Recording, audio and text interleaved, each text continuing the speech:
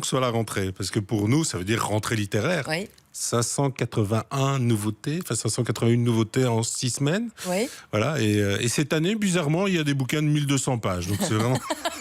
Une rentrée bien Voilà. chargée alors. Regardez mes yeux déjà. Déjà, mais non, vous êtes magnifique.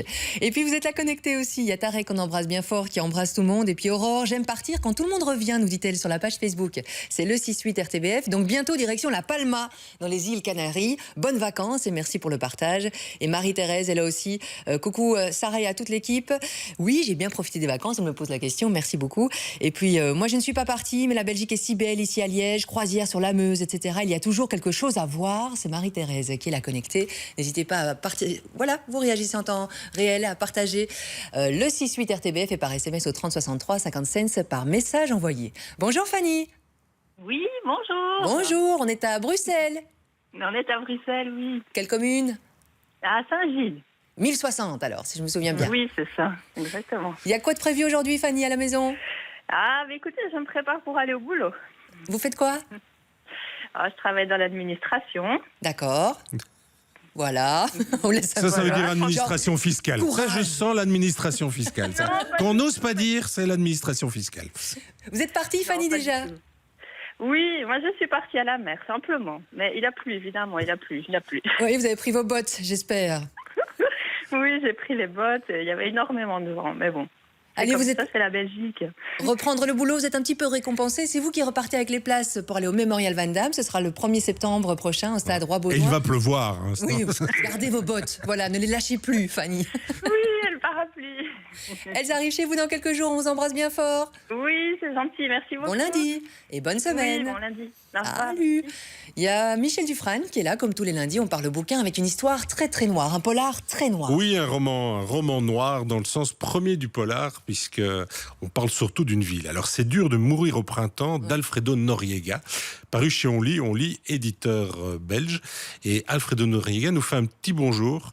Et voilà, vous allez en espagnol? comprendre. Non, vous allez voir.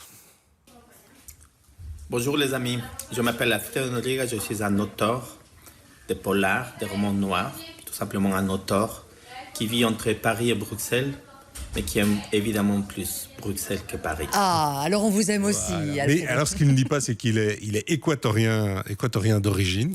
Et comme vous l'avez entendu, c'est le plus équatorien des Bruxellois ou le plus bruxellois des équatoriens.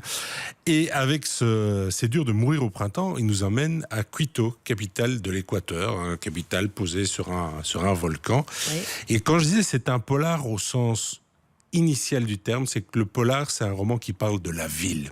De police, hein, la ville, et c'est ça. Parce que ça part d'un fait divers, un gamin qui se fait écraser par une voiture, un petit fait divers, et à travers ça, il nous fait vivre Quito. Parce qu'il y a une narration qui est vraiment intelligente, qu'on a déjà vu au cinéma, je pense, chez un réalisateur mexicain, Inarritu, à savoir qu'on part d'un personnage qui croise un autre, et donc ça passe la main à l'autre personnage qui revient, et ainsi de suite. Et à travers ça, on vit réellement la ville. Parce que on a le médecin légiste, qui est un personnage clé qui revient régulièrement, hein, à croire que à Quito, un jour, on terminera On va toujours mourir. chez le médecin légiste. À travers ça, on voit la violence. À travers ça, on voit plein de personnages différents. Une femme qui est mal à la bibliothèque, un bibliothécaire, une mère qui a perdu son fils qu'elle ne retrouve pas puisqu'il a été écrasé, un chauffeur de taxi, un témoin, un couple d'amoureux. Et donc, on se balade avec un ressenti.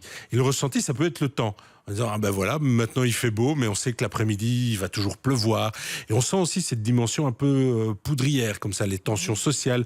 Il y a les Indiens, il y a la petite bourgeoisie, il y a des gens qui ont réussi, ceux qui rêvent de réussir, mais qui savent bien que l'avenir n'est pas pour eux. Il y a ceux qui viennent de l'extérieur, les gens de la campagne qui espèrent réussir dans la grande ville et tout ça.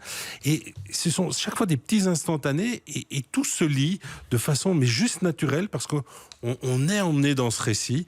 Et on voyage.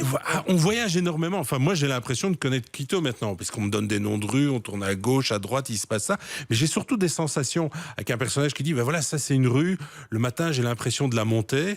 Et puis le soir, comme la pression atmosphérique change, je vais dans l'autre sens, mais j'ai l'impression de la monter. Enfin, et ce genre de choses. Et vous êtes là, vous sentez la moiteur, vous sentez la violence, vous sentez les non-dits, vous sentez les valeurs sociales, toute cette espèce de, je dirais, de tectonique de ville, ce qui s'y passe.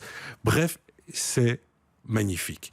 C'est à la fois de l'écriture hispanique, donc il y a cette dimension très poétique, enfin pour ceux qui ont déjà lu de la littérature d'Amérique du Sud, Oui. il y a toujours une dimension un peu poétique, un peu décalée, et en même temps c'est très très noir. Enfin je dis ça, l'élément de départ c'est un enfant qui se ferait renverser par une voiture et il y a un délit de fuite, donc déjà là c'est très dense, Oui.